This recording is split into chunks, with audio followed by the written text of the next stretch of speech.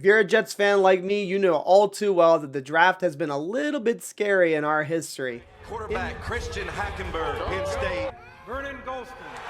D. Milner, defensive back. In this video, I'm going to be giving you my top 5 draft day nightmare scenarios for the 2022 NFL draft.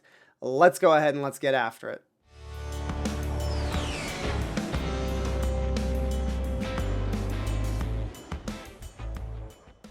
Before I get into the video, if I could get you to please jet up the like button, and if you're new here and you enjoy the content, please consider subscribing to the channel.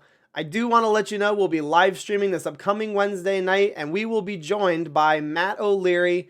He's going to come onto the panel. He's going to talk Jets offseason with us. The link for that stream will be in the description. The first nightmare scenario that I'm going to give to you is going to be Joe Douglas passing on wide receiver in the first 2 rounds of the NFL draft. So if you look at this tweet that's going to come up on the screen here, Daniel Jeremiah says that he has 8 players at the wide receiver position in his top 50. So to say that the class and to say that this position is deep is an understatement. It's very top heavy, and there's a lot of guys that could do a lot of good things for this Jets team. They would fit the scheme perfectly, and they would be able to make big plays alongside Zach Wilson. And it would be pretty inexplicable if the New York Jets did elect to pass on guys like Jamison Williams, Drake London, Treylon Burks, Garrett Wilson, Chris Olave. There's a number of guys. And even in the later first round, early second round, you've got guys like Jahan Dotson, Christian Watson, and a number of other guys. Sky Moore is another player that I know a lot of people really like. So if the Jets just decide, let's go get some offensive linemen, let's go get some defensive players, and they just pass on the position altogether, I will be really, really upset, and it will be a big-time head-scratcher if they decided to do that, especially when you consider the fact that they were so aggressively trying to trade for Tyreek Hill. They're clearly looking for a big-time weapon, and it would be an absolute horror show if they didn't draft the position. My second nightmare would be if the New York Jets decide to select a defensive tackle in the first 2 rounds of the NFL draft. So that would rule out guys like Jordan Davis and Devontae Wyatt.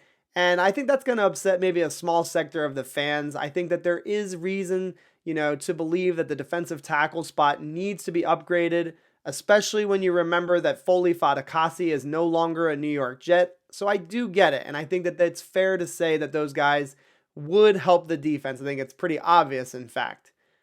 But I think that with the positions of need that we have, other positions, I should say, and with the players that are going to be available at the slots that we have, 4, 10, 35, 38, I don't think it makes sense for the Jets to take a defensive lineman at either one of those draft slots.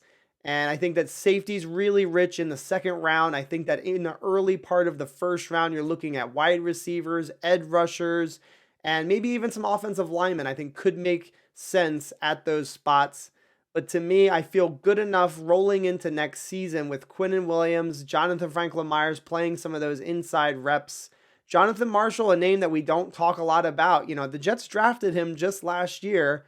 Perhaps he can get himself into that rotation. You've got Sheldon Rankins returning. You've got Nathan Shepard returning.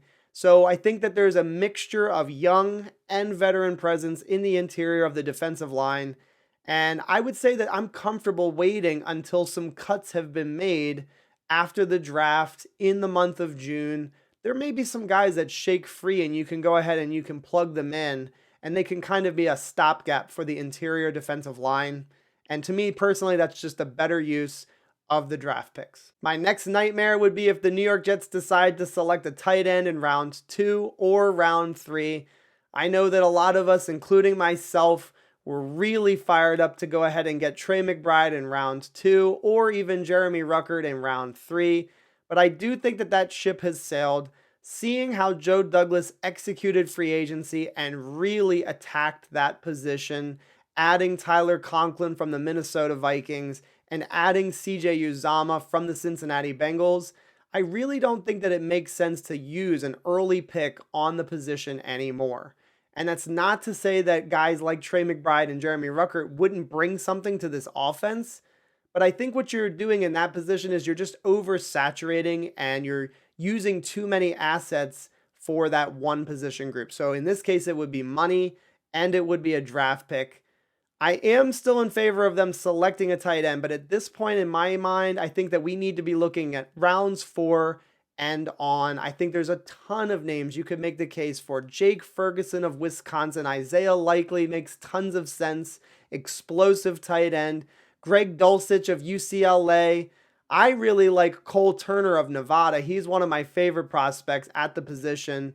But the list is forever long. Jelani Woods of Virginia. I mean, you can keep going forever and ever.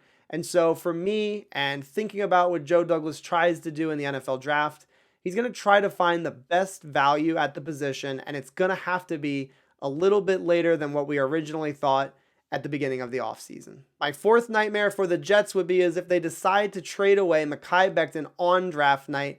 I think that would be an utter mess of a situation, and there's a few reasons why. Number one, I am still a believer in the supreme talent that he offers at the left or right tackle position. I don't think you trade away guys like that.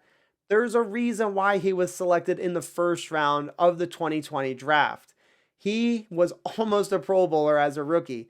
He held his own and dominated, I think, in certain downs, the Bosa brothers. He handled business.